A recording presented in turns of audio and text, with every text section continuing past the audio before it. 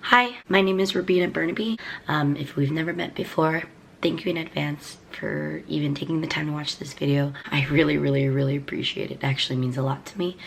Just for anyone to hear out this story. This story dates back about 9 years ago in 2009. I was 20 and my sister was 23. My mom had just bought a house, which was a really big deal, okay? She bought a house and it was our first time living in a house together since I was, I think, maybe 4, and my sister as well.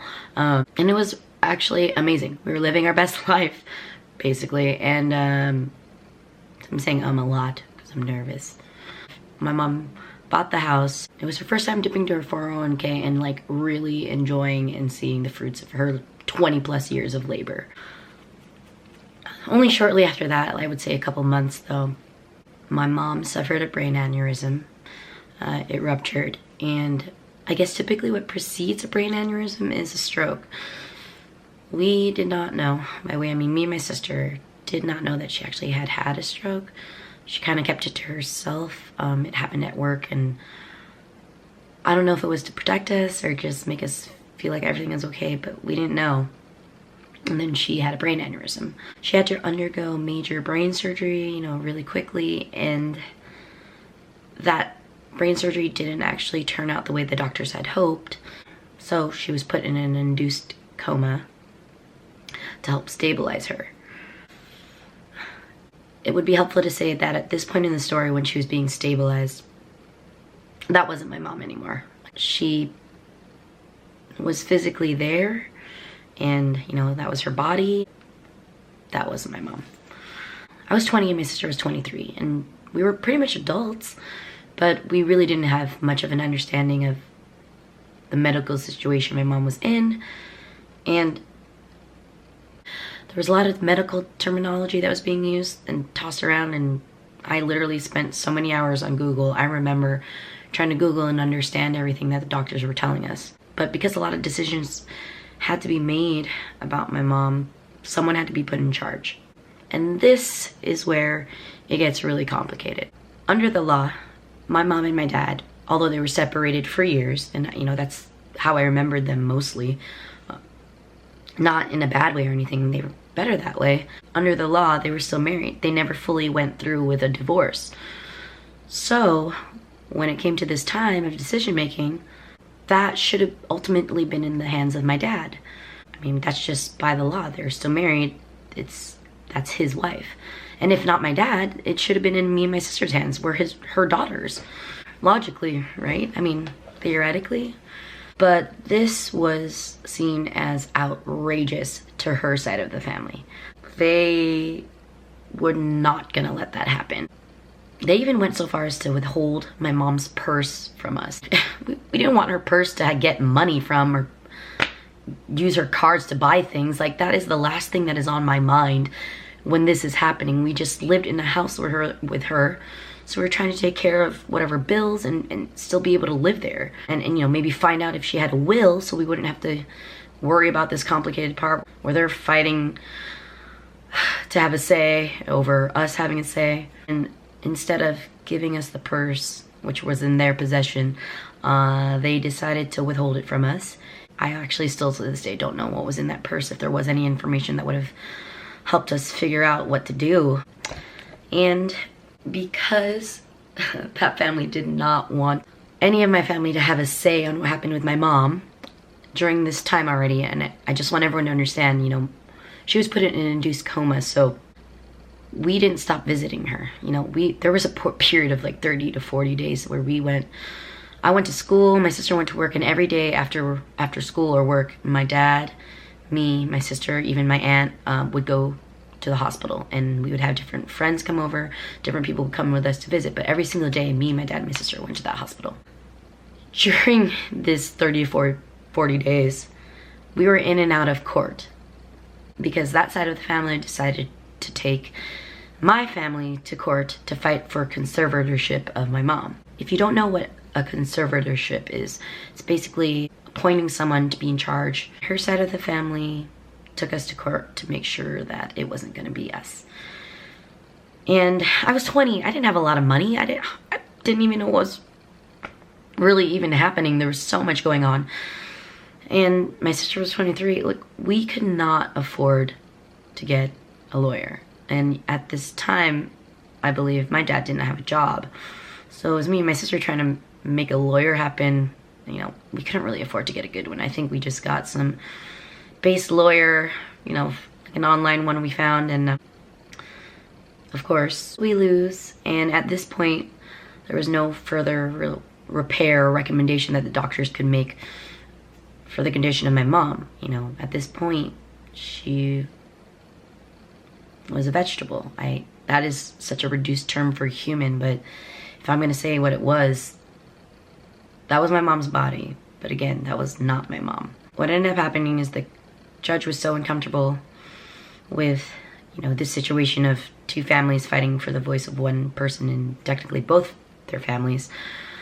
He gave full medical control and conservatorship to my aunt, my mom's sister, Susan, and then gave control of assets to a state-appointed conservator so that no one would really have anything to say about or take away from her 401k or anything like that. So my aunt, I can't call her that, Susan, being left in charge, instead of asking what me and my family thought or our opinions on the situation and what to do with my mom at this point, took it upon herself to take my mom to a subacute facility. It's basically like a, I don't know, it was a hospice room, having her on a feeding tube.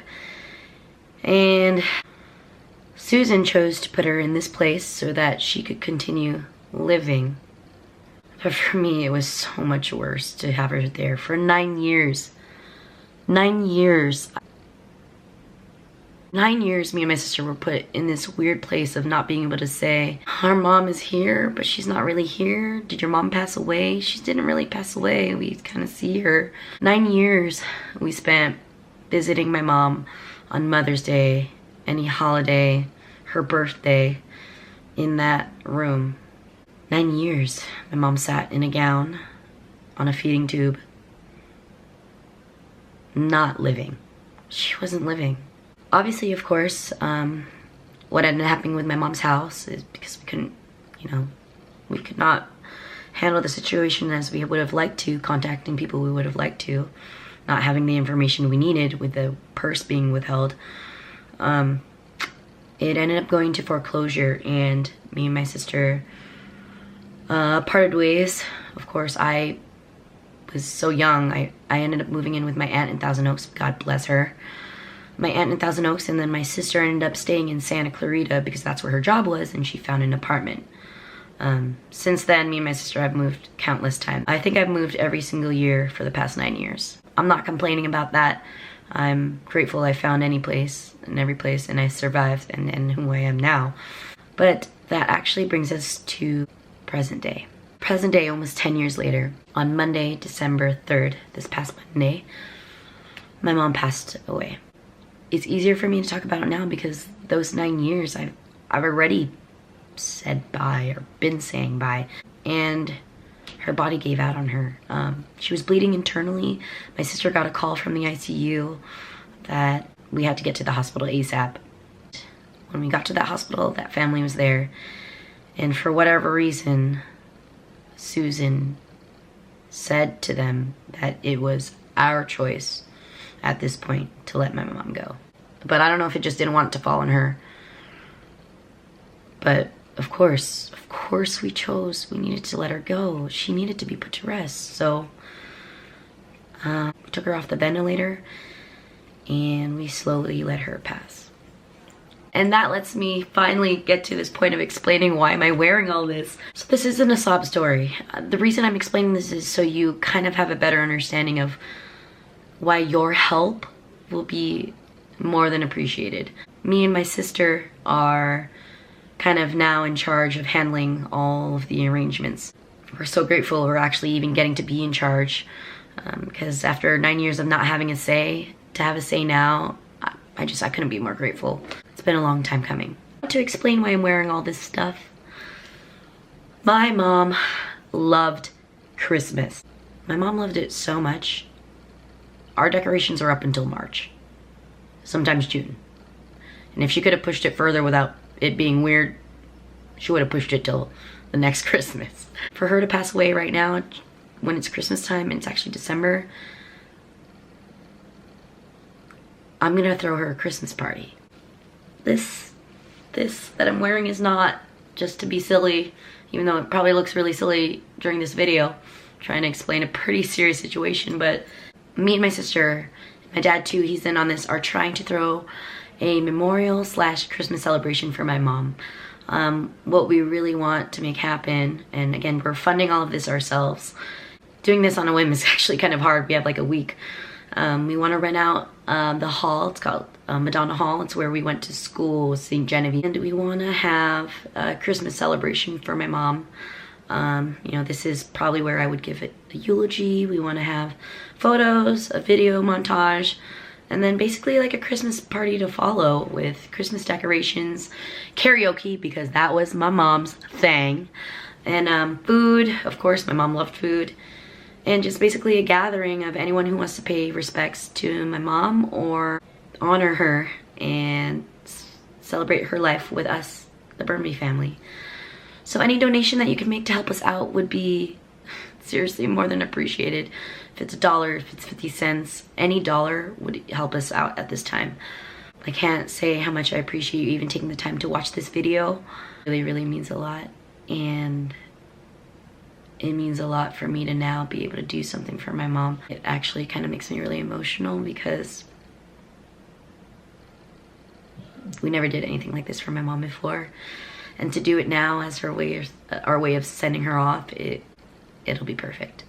So thank you in advance, and happy holidays to you and your family. We hope this inspires you to give a little bit extra during the holiday. Thank you so much for watching.